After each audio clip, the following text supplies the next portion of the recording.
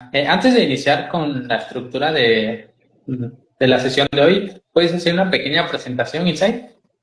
Sí, claro que sí, con mucho gusto. Bueno, mi nombre es Daniel Ernesto García Montoya, que ya quedó Inside como tal, porque ese es mi usuario en Instagram y Facebook, Inside en Rehab, y pues ya terminé siendo más conocido por mi usuario de Instagram que por mi nombre, pero para quienes no sabían, mi nombre es Daniel Ernesto García Montoya, yo soy fisioterapeuta en rehabilitación neurológica, yo radico en la ciudad de Mazatlán, Sinaloa, y pues como lo mencioné, soy un fisioterapeuta que está orientado en atender pacientes neurológicos, también traumatológicos, pero la mayor parte de mi consulta son pacientes correspondientes al área de neuro. Soy docente en varias universidades dentro y fuera de Sinaloa, que es el estado donde radico, y pues ya llevo aproximadamente, voy a cumplir este año 9 años ya de experiencia como fisioterapeuta en el área de rehabilitación neurológica. Eso es lo que yo les puedo comentar. Igual si hay dudas, pues con mucho gusto. Va. Vaya, no pensé que llevará tanto tiempo, Isai. Sí, ya tiene rato. De hecho, dio la casualidad que cuando yo estaba estudiando en la universidad, mi último año de universidad pude tener como que la oportunidad de comenzar mis pininos en esta área, entonces yo lo cuento desde ahí, ¿verdad? Y pues ya este año cumplo 9 años de egresado. Va. Justo también por eso te tuve en cuenta al tratar de estructurar esta nueva dinámica de transmisiones, ya enfocándonos a un tema en especial. Vamos a comentar primero sobre pacientes, la relación de pacientes que hayan sufrido un evento vascular cerebral, y creo que es bastante frecuente, ¿no? En la consulta. Antes, el primer punto o la primera pregunta que me gustaría comentar contigo, Insight, es: ¿qué es un evento vascular cerebral? Muy bien. Vamos a empezar entonces con una definición sencilla del evento vascular cerebral, que se le conoce de muchas formas, ¿eh? Yo lo llamo más como accidente cerebrovascular, pero igual EBC sigue siendo válido el término. ¿Qué es? Bueno, un accidente cerebrovascular ocurre como tal, es un suceso en el cual, ¿qué pasa? Pues ocurre que el flujo sanguíneo que va hacia el cerebro se ve afectado por diversas situaciones. Pueden ser por dos opciones. La primera opción puede ser, por ejemplo, que de hecho hay dos tipos de accidente cerebrovascular, que está el hemorrágico y el isquémico. Sin querer queriendo, pues lo voy a decir en la definición. Como les mencionaba, esto sucede porque el flujo sanguíneo del cerebro se ve afectado, ya sea, por ejemplo, que suceda una ruptura en los vasos sanguíneos como tal que van hacia el cerebro y la sangre se derrama. Por eso muchos pacientes en la vida cotidiana le llaman derrame cerebral, que no está muy alejado del término de la realidad, porque cuando sucede esa ruptura, precisamente el vaso sanguíneo en el cerebro, la sangre se riega, la sangre se va hacia otras partes del cerebro, ¿no? Y tenemos también el otro tipo que es de tipo isquémico. El tipo isquémico como tal se dice que es de los tipos de accidente cerebrovascular más comunes o que mayor incidencia tiene. ¿Pero de qué se trata? Pues el de tipo isquémico ocurre cuando el vaso sanguíneo no se rompe, sino que se bloquea por algún coágulo como tal. Bloquea como tal el flujo de la sangre. ¿Qué pasa? Esa sangre se va albergando en cierta zona y sucede también muerte cerebral, porque la sangre no solo dentro de sus muchas funciones, no solo se encarga de llevar ciertas comunicaciones y que el cerebro funcione, sino que es un vehículo que transporta nutrientes y oxígeno. Entonces, cuando se ve dañado ese flujo de la sangre o alterado por X o Y motivo, y eso perdura durante varios minutos, puede ocasionar precisamente muerte cerebral en el paciente, ¿no? Entonces, a muy grandes rasgos podemos considerar esas definiciones y tipos que existen en accidentes cerebrovascular. Que voy a agregar otro por ahí que me faltó decir, y es que el isquémico también puede ser de tipo transitorio. Puede ser como tal que el bloqueo no se quedó de forma permanente, sino que solo fue por algunos minutos o a lo mejor una hora y ya la sangre volvió a fluir, pero de igual forma quedan cicatrices, quedan ciertas secuelas por ahí importantes, ¿no? Entonces ahí tenemos esta definición básica.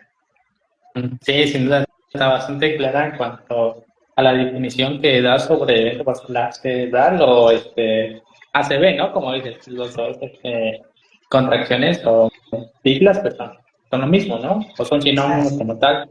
Y como tal, pues se queda, ¿no? Como definición, una interrupción del flujo sanguíneo al cerebro, y pues ahí va a causar diferentes secuelas, ¿no? Principalmente por la muerte celular o la isquemia como tal. Comentaste que pues dentro de esta definición haces la clasificación, ¿no? De isquémico, hemorrágico. y es algo bastante importante, ¿no? Tener en cuenta esta clasificación. Ya que comentamos este apartado de insight de que, pues, que es un EBC, los tipos, ¿cómo sería una evaluación o cuáles son los síntomas que presenta un paciente cuando le está dando un evento vascular? Pues excelente pregunta. De hecho, yo utilizo como tal, siempre platico con los pacientes o con los alumnos una escala que a mí me gusta mucho usar, que es muy sencilla y la pueden encontrar en internet. La escala se llama FAST, F-A-S-T, que es un acrónimo. Vamos a ver cuál es ese acrónimo, que de hecho la propone la Asociación Americana de Accidentes Cerebrovascular, que a mí se les dedico, bueno, les recomiendo que revisen su página. ¿Pero qué se trata? Esta escala que es FAST es un acrónimo. La F viene, por ejemplo, de la palabra face o cara en inglés, que lo puedes detectar, por ejemplo, porque el paciente de la nada y de forma súbita comienza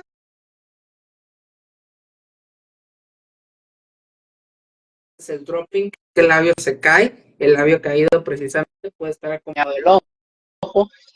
Podremos tener también, por ejemplo, si le pedimos nosotros a la persona que mueva los brazos, la persona de la nada no puede movernos, hay una afectación en el movimiento o le cuesta realizarlos.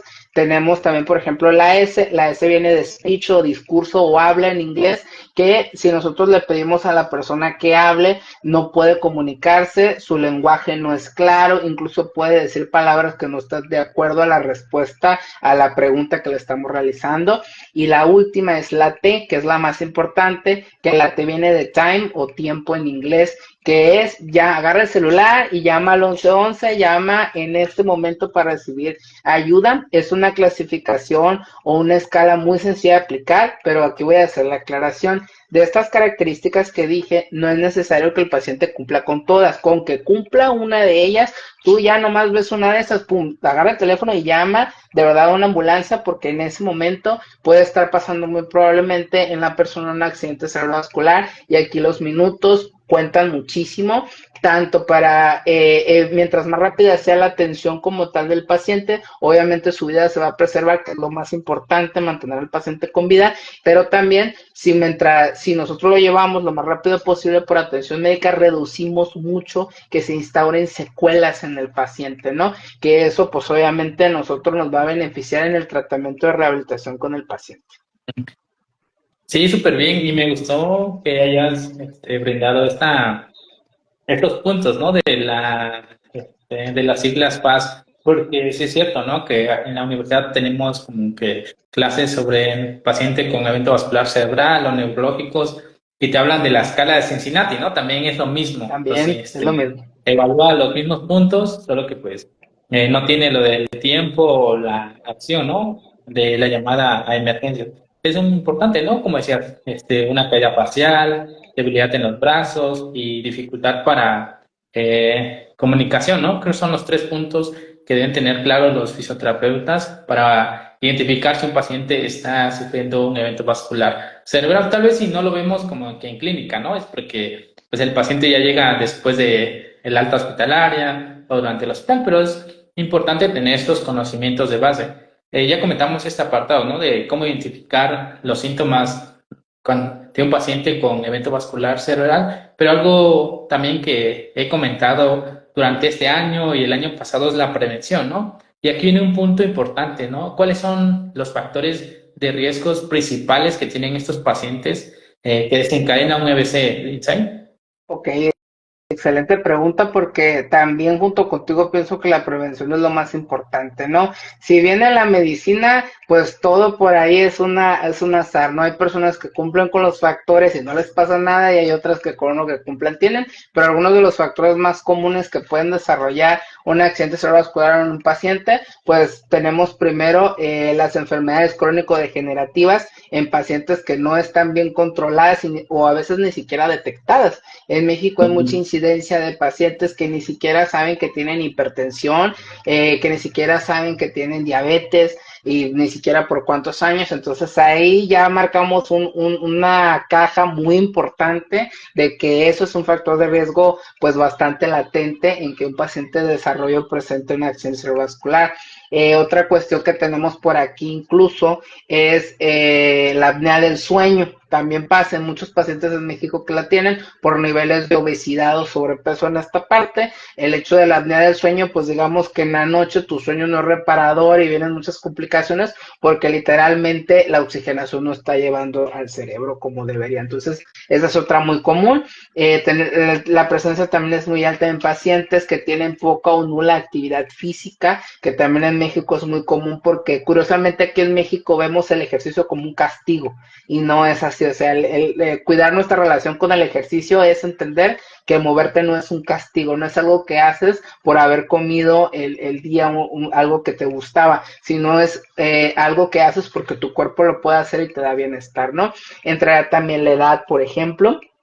Puede ser a mayor de edad el riesgo aumenta, aunque también dato curioso, el accidente cerebrovascular también pasa en niños y me lleva al siguiente factor también, que es genético. Muchas ocasiones hay personas, tanto niños como adultos, que al momento de hacer la exploración clínica, el médico en ese momento se da cuenta que sucedió por una malformación en los vasos sanguíneos, en una estructura llamada polígono de Willis, que es la que se encarga de inervar o hiervar toda la sangre precisamente a varias áreas del cerebro, ¿no?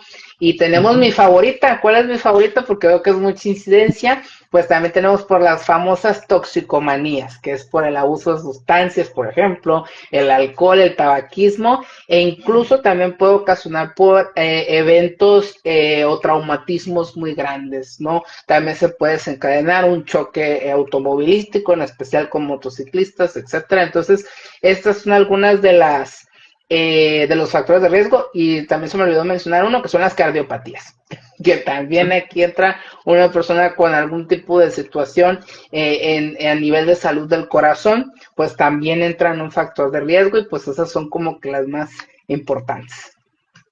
Sí, sin duda, ¿no? Viste toda la lista de factores de riesgos que presentan los pacientes, ¿no? Con evento vascular cerebral. Y me hiciste recordar que hace unas semanas fui a dar un curso taller y estaba preguntando pues a los alumnos, ¿no? ¿Cuántos de ellos tenían más de un factor de riesgos? Y creo que todos estamos dentro de esa categoría, ¿no? No hacemos ejercicio, comemos mal, no dormimos bien, nuestra alimentación no está equilibrada, ¿no? Todos Y esos el factores estrés influyen. también, Es cierto, el estrés, ¿no? el estrés Es un también. factor a tener en cuenta. Y creo que, pues, si tenemos en clínica, en práctica, pues igual preguntamos a los pacientes todos esos factores, vamos a catalogarlos, ¿no? Y es importante porque, pues, también cuando estemos ya en la práctica clínica, teniendo al paciente, chequemos cuál es la probabilidad de tener otro evento o cuáles son el pronóstico de recuperación. Creo que me quedo súper satisfecho con tu respuesta, Insight, sobre los factores. Y ahora sí ya viene el punto central de nuestra transmisión, Insight. Ya el paciente le dio un evento vascular cerebral, fue al hospital, le dieron tratamiento. Aquí tenemos como que fases, ¿no? Tal vez si te toca atender al paciente en la fase hospitalaria o ya en clínica, ¿no? Por referencia, ¿cómo es la evaluación de estos pacientes, Insight? ¿O cómo evalúas? Pues interesante por ahí la cuestión. Por ejemplo, ya sea que me toque la fase intrahospitalaria, o ya sea que me toque la fase ya de que el paciente fue dado de alta del hospital en esta parte, pues la evaluación sigue siendo la misma en estas cuestiones, ¿no? Yo, por ejemplo, tomo en cuenta en la evaluación fisioterapéutica, primero es la realización de un historial clínico. Eso es algo importante, ¿no? Donde obtengo los datos del paciente, cuáles son sus antecedentes, por ejemplo, cómo sucedió el evento, qué estaba haciendo la persona, hace cuánto sucedió, preguntas de ese tipo, sobre todo a la familia, porque en la mayoría de ocasiones el paciente, en especial si está en la primera fase, pues no va a ser capaz de poder responder, ¿verdad? Lo cual me lleva al siguiente punto de la evaluación, que mientras estoy en el historial clínico, también realizo algo que se llama pues una evaluación temporoespacial, ¿no? En esta parte o de esfera mental, a mí me gusta decirle de esfera mental, porque el hecho de estar con el paciente, pues no solo evalúo nivel de fuerza, rango de movimiento, sino que también evalúo si está centrado, por ejemplo, sabe dónde se encuentra, qué día es hoy, cómo está la parte de la comunicación, si tiene un lenguaje verbal, si no lo tiene, si, por ejemplo, arrastra las palabras, si al momento de decir palabras no son de acuerdo a lo que yo estoy preguntando, entonces pues ahí entra en esta parte, que la esfera mental casi siempre tiene más características y se aborda un poco más detallada cuando el paciente sale del hospital, porque en cierto momento está... Los estadounidenses le llaman foggy, y digo muchos estadounidenses porque salen muchos, ¿cómo se llaman? Revistas clínicas en esta parte en inglés y me gusta leerlas, pues hablan de esta, como si tuvieras, ¿cómo se llama? Niebla mental, ¿no? Se disipa a cierto tiempo y el paciente ya recobra en esta parte cierta parte del habla. Esa es una. De a mí me gusta mucho evaluar también en el primer contacto con el paciente, me gusta evaluar su nivel de independencia, que existen muchas escalas para nosotros revisarlas, porque eso me da a mí mucha información de cómo se encuentra el paciente. Otra cosa que a mí me gusta mucho aplicar es aplicar escalas que se llaman de riesgo de caídas. Por ejemplo, está la escala de Downtown. Esta escala de riesgo de caídas, que hay otras también, me ayudan mucho a centrarme en la fragilidad del paciente, qué tan frágil está en esta parte para así adecuar un tratamiento que precisamente vaya de acuerdo a lo que el paciente necesita. Otra cosa que realizo también dentro de la evaluación física, pues es la evaluación, como lo dije, del tono muscular. Eso es algo muy importante porque la afectación del tono va a ser inminente, va a pasar. También en esta parte pues entra el rango de movimiento, su amplitud, entra también en esta parte la fuerza muscular. Esas son las características más importantes que yo realizo en el paciente, y esto es algo interesante porque a mí me gusta también no solo hacer una evaluación al paciente, sino también hago una entrevista a los familiares o a las personas Ajá. que hay alrededor, ya sea los cuidadores, ya sea, porque en México, siendo realistas, la mayoría de cuidadores va a ser el familiar. Eso es algo que casi siempre va a pasar. Es raro cuando tienen a otra persona como a un personal de enfermería, sí pasa, pero no es tan seguido, pero me gusta platicar con ellos.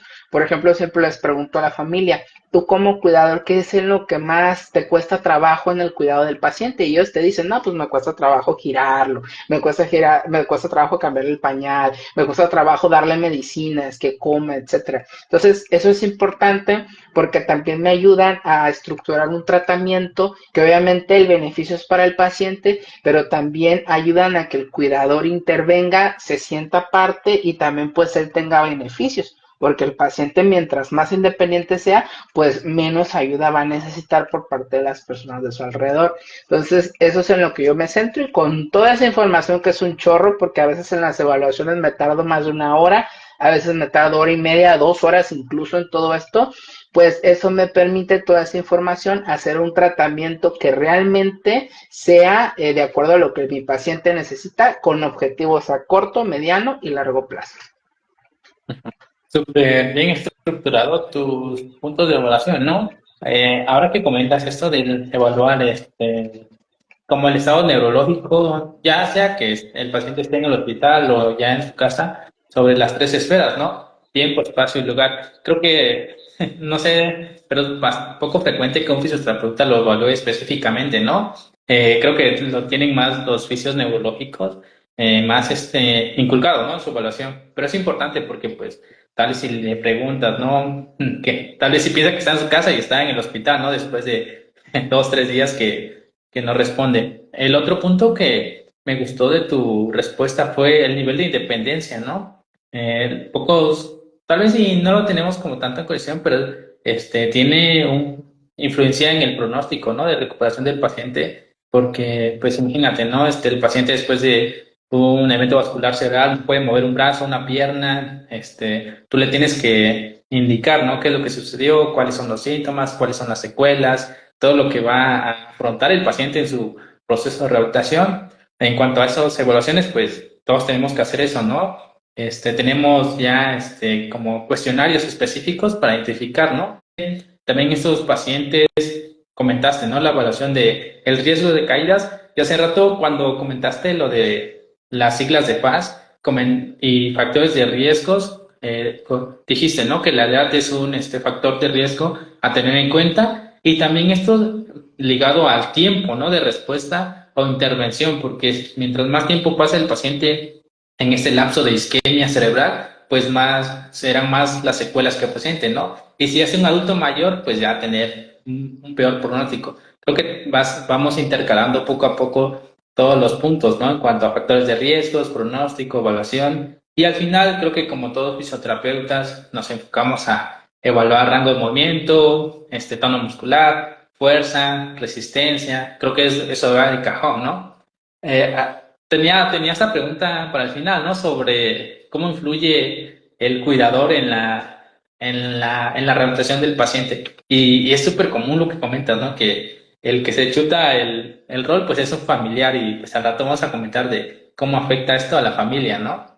En cuanto a este apartado sobre la evaluación, quedó súper bien, Insight, me gustó tu respuesta. Ahora vamos con el pronóstico. ¿Cómo es el pronóstico de este paciente? Y quiero hacerte esta pregunta porque creo que yo he tenido pacientes con EBC y siempre me dicen, ¿no? Oye, ¿y si es cierto que a los 3 meses es el tiempo máximo de recuperación? Y según tu experiencia, ¿cómo es este proceso, Insight? Mira, esa también es una excelente pregunta porque también los pacientes que llegan a consulta, que normalmente hay familiares que hacen como que su investigación en esta parte después del suceso, es lo más común que te preguntan. Aquí mi respuesta, que es la que siempre digo a los pacientes, que a veces no es lo que quieren escuchar, pero siempre es depende. Es la que siempre les digo depende porque depende mucho en cuanto al porcentaje de recuperación del paciente.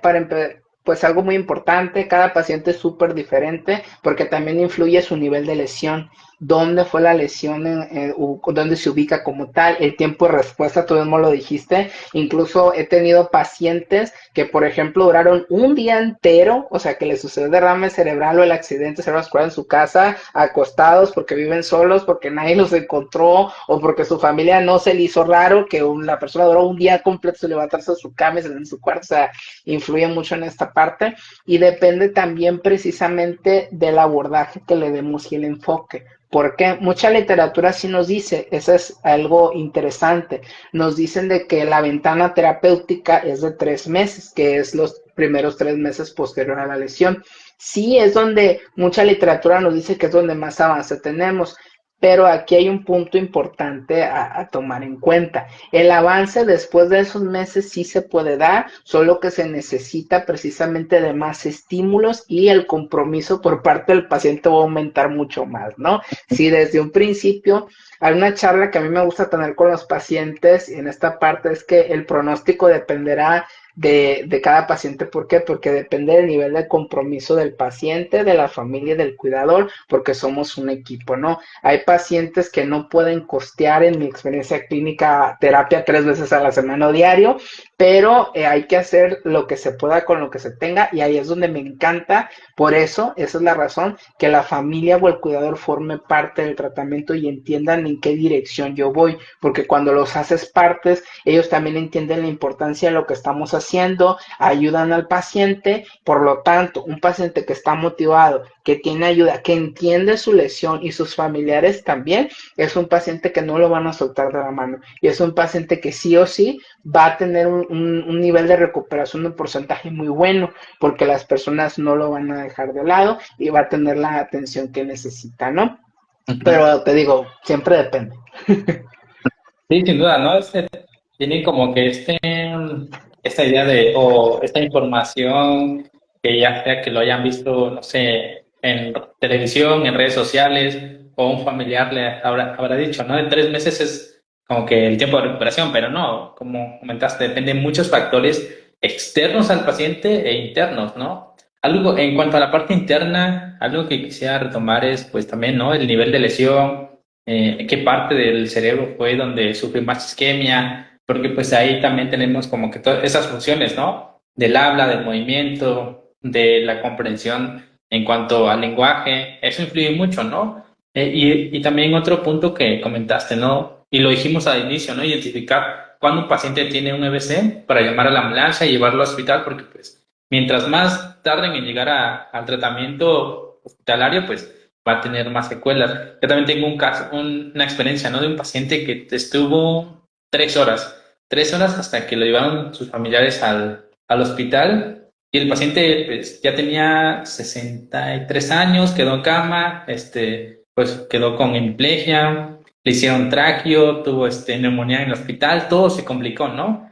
Y algo importante, pues ahí hacer una buena evaluación integral. Y también me llegó a este punto, ¿no? De que, pues, hacer entender de que tal vez si no podían costear las sesiones durante toda la semana, ¿no? Pero pues queda como compromiso de la familia hacer las movilizaciones, los cambios de posición, porque también presentan otras complicaciones, ¿no? Como dermatológicas, que tienen úlceras, que no los cuidan bien, varios factores pues que a veces no los tenemos en cuenta, pero influyen mucho en el paciente. Ya que comentamos estos factores inside y el pronóstico, pues como dices, ¿no? Depende de todos estos y la evaluación que tiene el fisioterapeuta. Teniendo una evaluación, teniendo el pronóstico, ¿no? Ya viendo la familia, la interacción, comentábamos de los métodos de intervención en fisioterapia. ¿Cuáles son las técnicas o qué tipo de modalidad de tratamiento utilizas en este tipo de pacientes? Esa es otra muy buena pregunta porque atender a un paciente neurológico, esa clase de pacientes tienen necesidades especiales, ¿no? Que hay que ser muy, muy congruentes y muy minuciosos también en la parte del tipo de estrategias que vas a utilizar, porque tú le puedes dar todo a un paciente, pero si no es lo que necesita, por más que tú le des cosas, pues puede ser que no funcione. Un enfoque o el enfoque actual que debemos buscar dentro de toda la fisioterapia y todas las partes de la medicina, pero siento que en fisioterapia neurológica es todavía más fuerte y es el enfoque biopsicosocial. Porque en esta Ujú. parte, en muchas ocasiones, en mi experiencia en esta parte, hay muchas técnicas y métodos que podemos utilizar como herramientas para el paciente neurológico. Por ejemplo, está BOBAT, que es uno de los más usados a nivel mundial todavía. Tenemos CABAT, FNP, por ejemplo. Podemos tener Perfetti. Tenemos el método de Rudd, Boita. O sea, tenemos muchas en esta parte. Pero a veces se nos olvida la herramienta más importante de todas ellas, porque los métodos son complementos al tratamiento y el tratamiento base es el ejercicio terapéutico. El ejercicio terapéutico, mucha gente cuando hablo de esto se queda, ¿cómo que ejercicio terapéutico en el paciente neurológico? Sí, sí, o sea, es lo más importante porque el paciente neurológico, nuestro objetivo más grande dentro de muchos es que vuelva a ser independiente, o sea, que recupere el movimiento.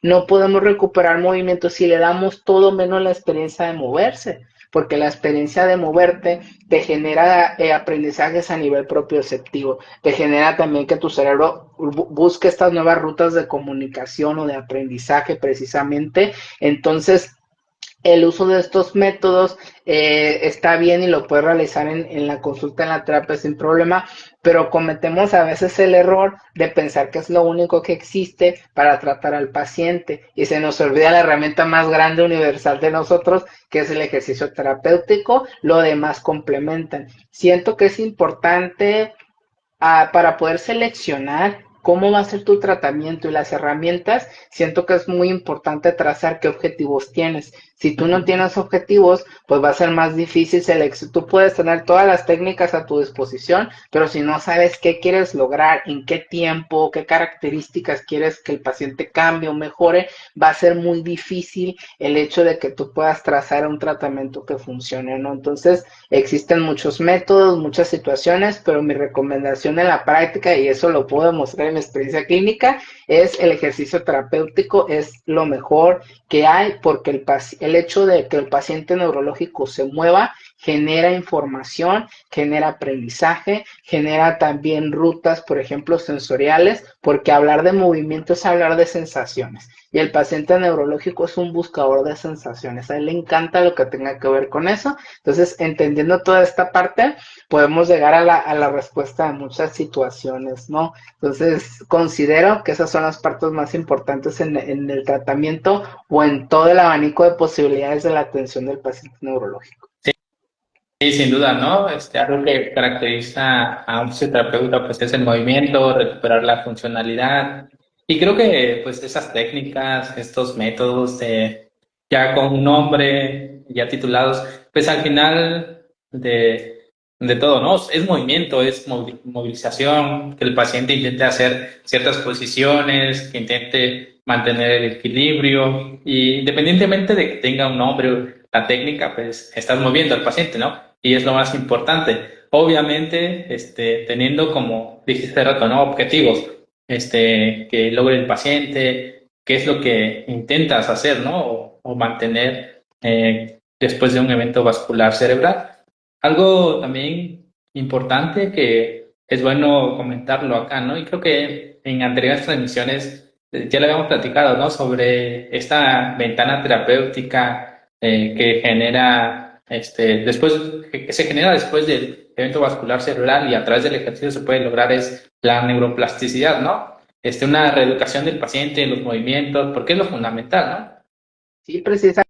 El enfoque de la fisioterapia neurológica es precisamente el hecho de utilizar la neuroplasticidad a nuestro favor, porque hay algo interesante por ahí también. La neuroplasticidad es una moneda de dos caras, porque Exacto. el cerebro aprende muchas cosas. Si tú, por ejemplo, dejas que el paciente o el familiar en general lo dejan acostado en una cama, acostado lo vas a encontrar y el cerebro aprende que la forma es, pues no necesito moverme, se marcan más patrones, la espasticidad se marca más, vienen las deformidades, las úlceras por presión o escaras, o sea, vienen un chorro de cosas, que eso también es neuroplasticidad, pero la parte que nosotros usamos es hacer que el paciente se mueva y que aprenda la neuroplasticidad de una forma positiva, que su cerebro aprenda el cómo moverse y así se recuperen estas habilidades que se habían perdido tras el evento.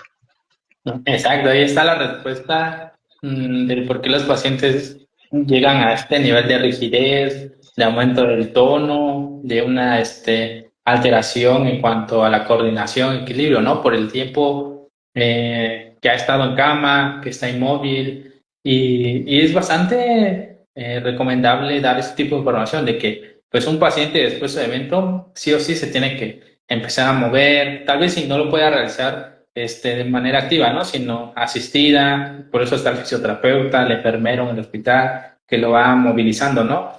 Creo que nos queda claro ese apartado de neuroplasticidad y de cómo podemos tomarlo a nuestro favor, ¿no? Ayudar al paciente a recuperar esta función motora, sensitiva, ¿no? Que se pierde a veces.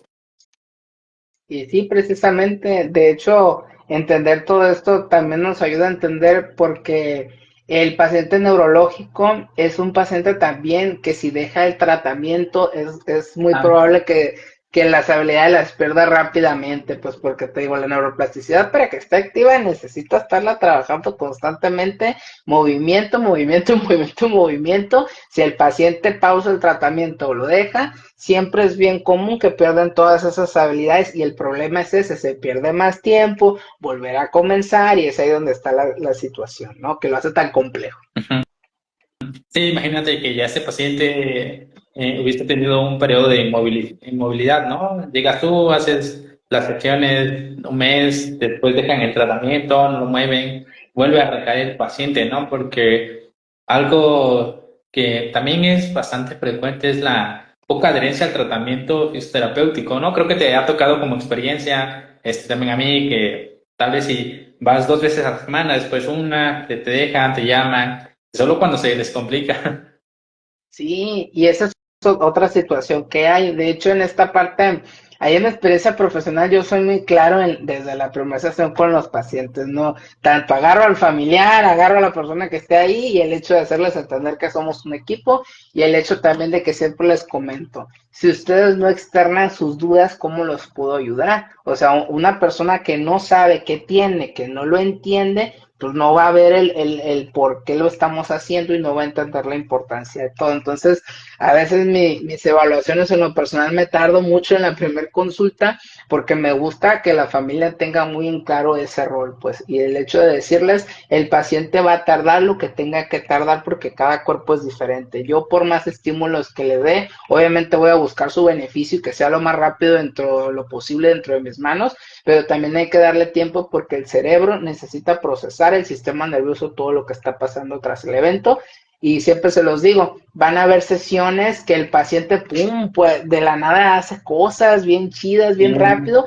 van a haber otras que pareciera que no avanza y a la semana, pum, otro avance, ¿no? A veces hay retrocesos, pareciera que eso el paciente dejó de hacer tal cosa, pero casualmente a la semana viene un avance más grande porque es un proceso todo esto, ¿no? Van a haber días buenos, malos, pero el hecho de que haya un retroceso no quiere decir que vamos mal. Puede ser que el cerebro, el sistema nervioso esté tomando su tiempo de prepararse, de ver qué onda con lo que ha aprendido, para posteriormente, pum, viene otro avance mayor.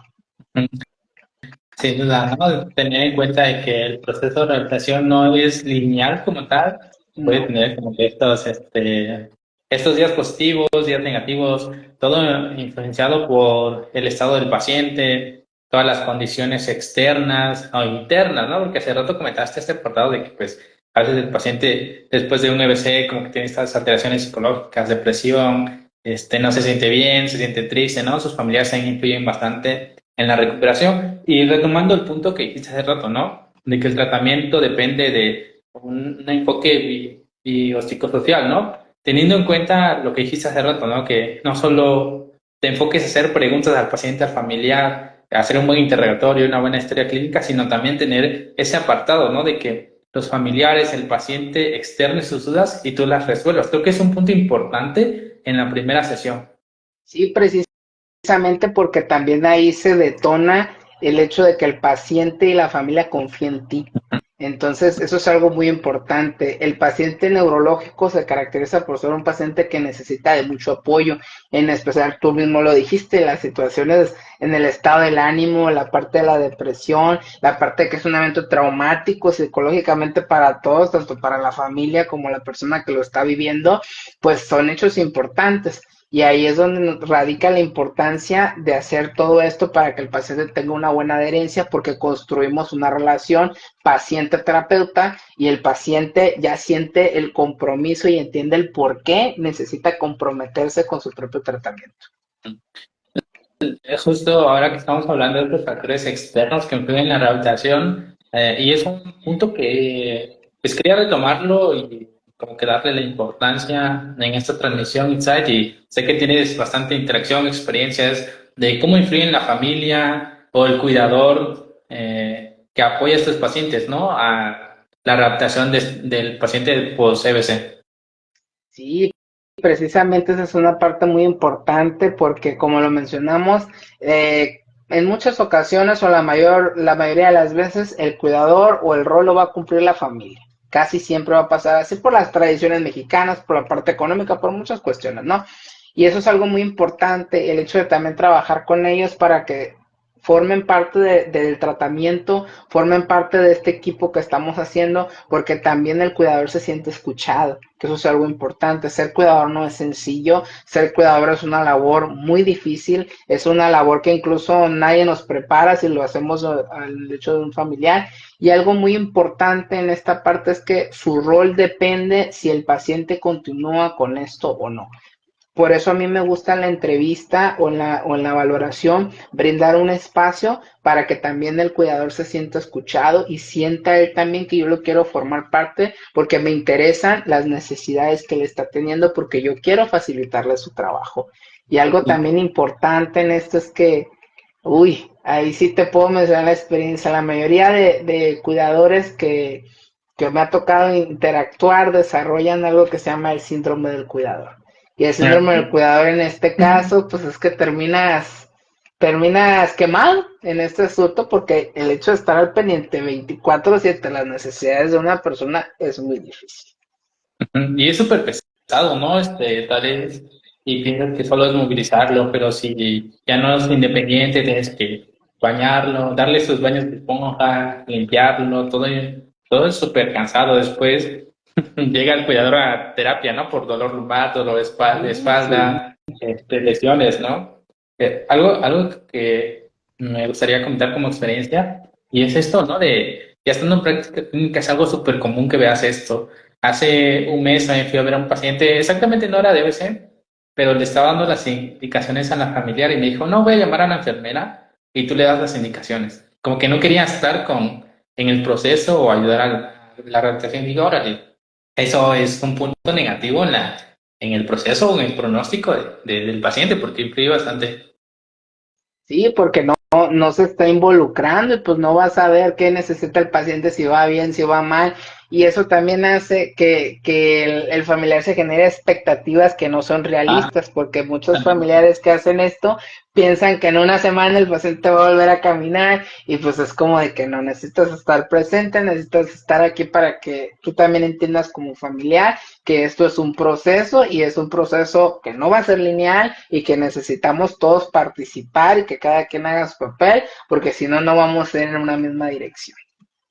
Exacto. Y bueno, yo quería, bueno, esto no estaba planeado, pero preguntarte sobre esto, ¿no? De que pues llegas a la consulta, bueno, en la clínica o ya sea en la casa del paciente y te dicen, no, pues, ¿cómo estará en 3 meses, no? Si ya sabe que pues es el lapso de tiempo de recuperación, ¿cómo le dices, cómo será su pronóstico? ¿Cuáles serían tus objetivos, Insight? ¿Cómo le explicas al paciente que pues no solo depende de 3 meses, no solo depende de que vayas todos los días a darle rehabilitación?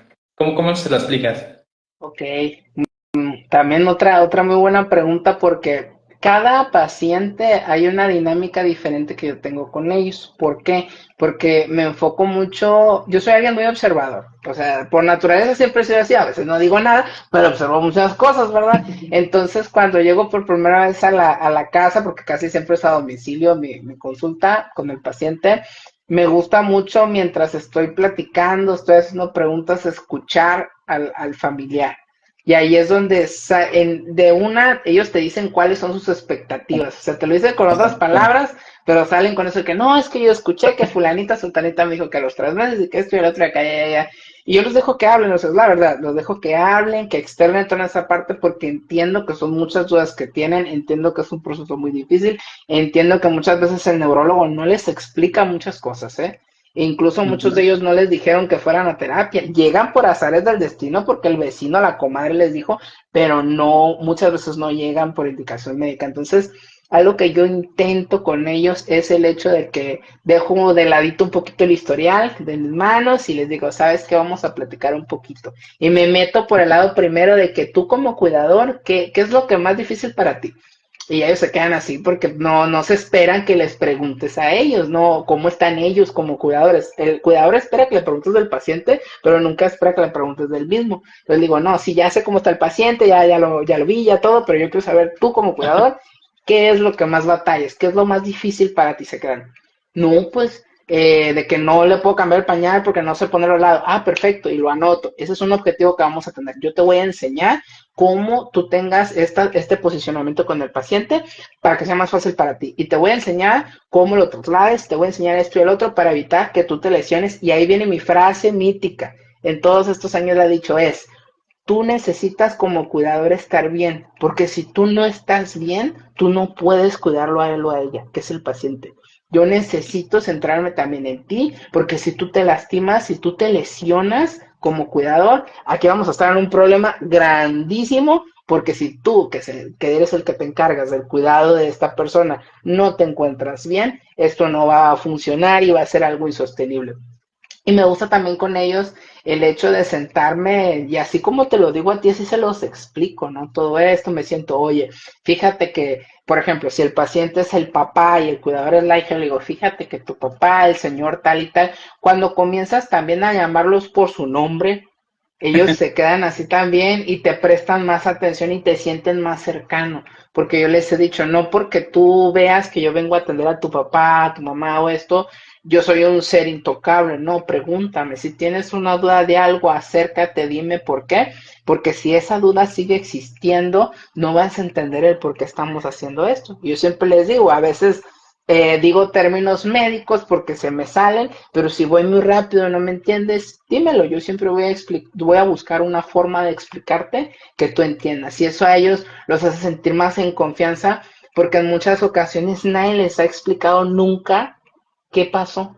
Ellos saben porque han escuchado un término médico, porque escuchaban a las enfermeras, porque escuchaban a los médicos, pero no entienden a ciencia cierta porque nadie se sentó y les dijo, mira, tu papá le pasó esto y esto y esto, es un proceso, va a tomar tiempo, entonces me tomo ese tiempo a hacerlo yo Y es algo muy padre, te lo comento de forma personal, porque eso hace que confíen en ti.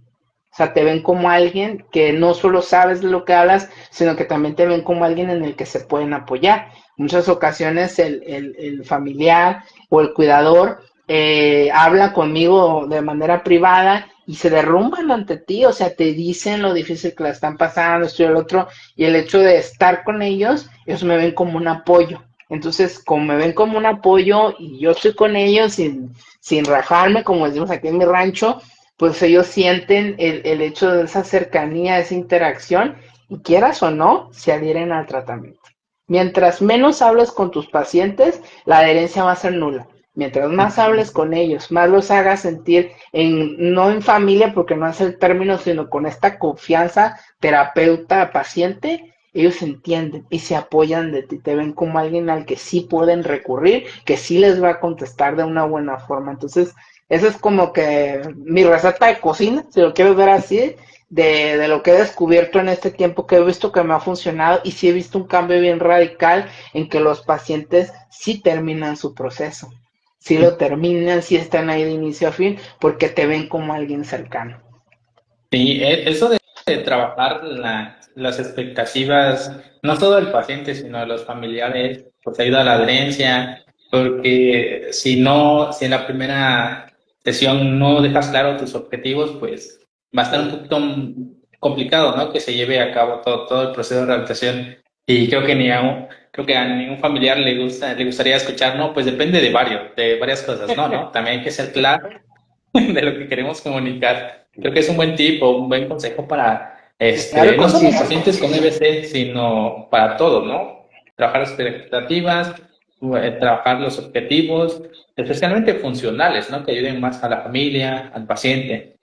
Bueno, o sea, ya comentamos este apartado de qué es un EBC, cuáles son los factores, cómo es la evaluación, cuáles son las secuelas, cómo influye la familia en la reducción del paciente, pero ahora quiero comentar de qué podemos hacer para prevenir este tipo de eventos.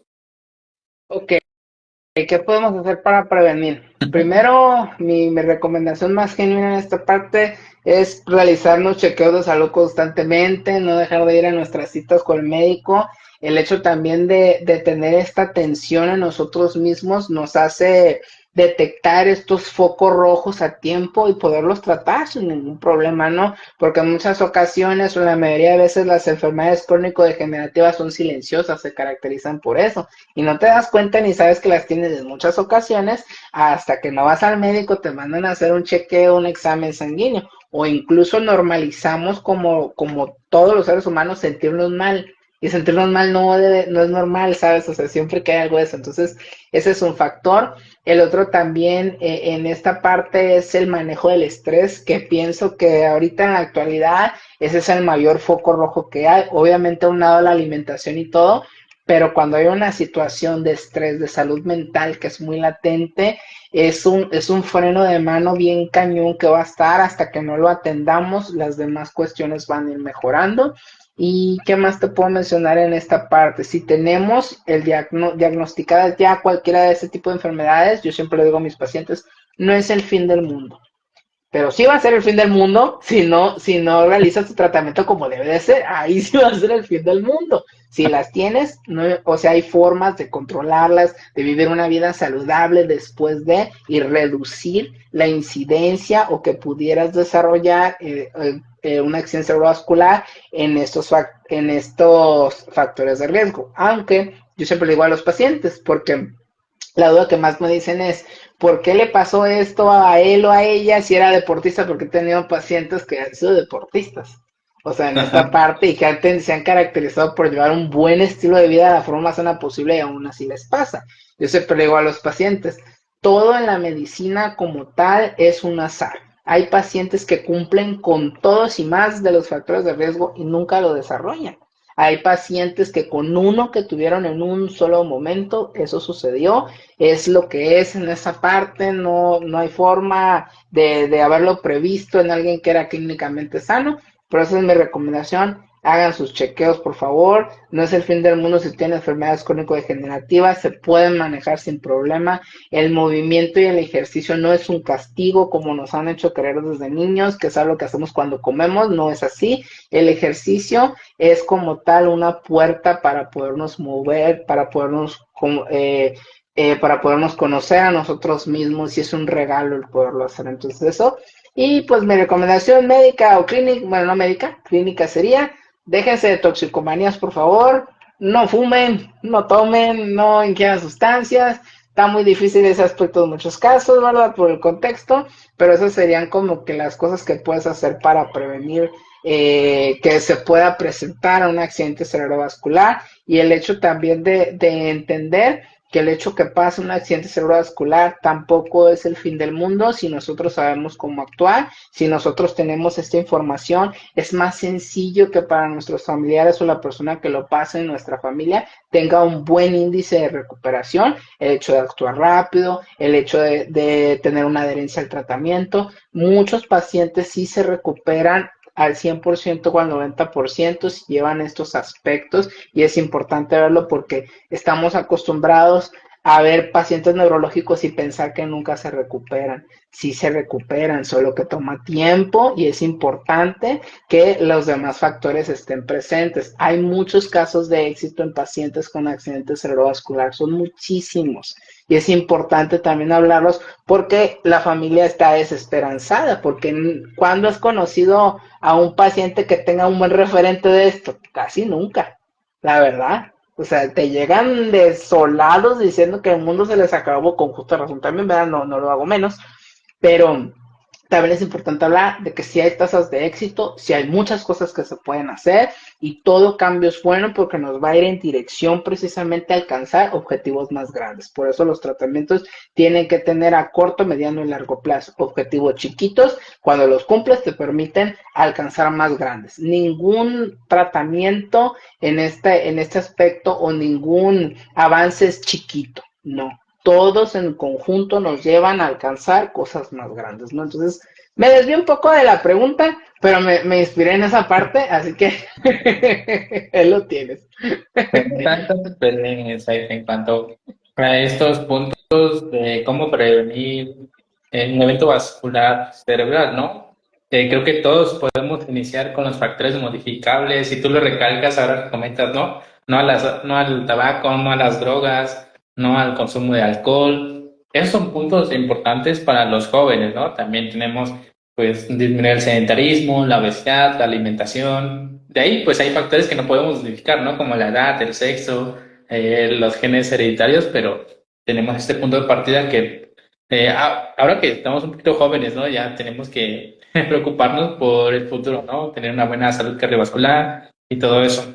Teniendo en cuenta de que, pues, ya hicimos hincapié en esto de la prevención, ahora viene el último punto que quería abordar contigo, Insight, y es sobre consejos. ¿Cuáles serían los tips, consejos que le darías a los fisioterapeutas que quieran enfocarse a tratar pacientes con evento vascular cerebral? Uy, también, excelente pregunta en esta parte. Creo que como tuvo consejos, hablaría de mi experiencia, de lo que yo he visto que ha funcionado, porque este camino en todos estos años ha estado lleno de mucho aprendizaje. La fisioterapia neurológica es una área muy padre, muy chida, la neta, pero requiere de mucho compromiso del fisioterapeuta Ujú. a diferencia del área traumatológica, que no digo que no lo tengan, pero aquí un paciente que nosotros no tenemos un compromiso con él, se va a notar en que no va a tener una mejoría. Así de fácil y sencillo. La otra, un tip como tal o consejo que yo les puedo dar desde mi área del conocimiento, es que es importante escuchar a nuestros pacientes, de verdad. O sea, la evaluación clínica no nomás se trata de tomar un historial clínico y hacer preguntas, se trata de escuchar a alguien que lo está pasando y es la mejor persona para decirnos qué características está teniendo y qué necesita de nosotros. De eso te lo comento porque estamos acostumbrados, y lo platicaba con Fisión en un live, estamos acostumbrados por la clínica, por la escuela, porque así nos lo enseñan, que nada más es andar haciendo un checklist y pues no es así. Tenemos que buscar la manera de que el paciente se sienta escuchado, porque él o ella es la mejor persona para decirnos qué necesita de nosotros. Otra cuestión también que les puedo mencionar como recomendación, pues es el hecho de que sigan actualizándose. Muchas cosas han cambiado en fisioterapia neurológica, en fisioterapia en general de por sí, han cambiado muchas cosas desde hace unos años y en fisioterapia neurológica también. Anteriormente nos decían que ciertos métodos eran los mejores y los únicos para atender pacientes y hoy la evidencia científica dice otra cosa. Hoy nos recuerda la evidencia científica que lo más importante, la herramienta más importante para el paciente neurológico es el ejercicio terapéutico. Así de fácil y sencillo. El hecho también de seguirnos, como lo dije, actualizando y el hecho también de estudiar anatomía en esta parte, estudiar muchos conceptos, porque hablar de pacientes neurológicos o un paciente con un accidente cerebrovascular es hablar no nomás de músculos, huesos, tendones, ligamentos, es hablar de partes del cerebro, es hablar de irrigación sanguínea, funciones ejecutivas, es hablar de la función temporoespacial del paciente o la esfera mental, es hablar de escalas de valoración, es hablar del nivel de independencia. Y otra situación que a mí me ayudó mucho y cambió mucho mi perspectiva en esto fue cuando entendí que el hecho de que tú veas estas lesiones realmente, no veas el movimiento como simplemente músculos y ligamentos o huesos, sino el hecho de verlo, de que el movimiento es el resultado que todos tus sistemas corporales, incluido el sistema nervioso, los ponga de acuerdo a toditos para que vayan en una misma dirección y den como resultado el movimiento. Teniendo esa visión, es más fácil entender, más fácil detectar qué necesita mi paciente de mí para así poderlo llevar a la acción. Esas serían como que mis recomendaciones más básicas. Y la otra es que me sigan en Instagram, porque ahí tengo varios posts acerca de esto. No, son súper bien tus consejos, Isaí. Creo que lo primero que comentas, ¿no? De ser un fisioterapeuta comprometido con el proceso de adaptación del paciente, ¿no?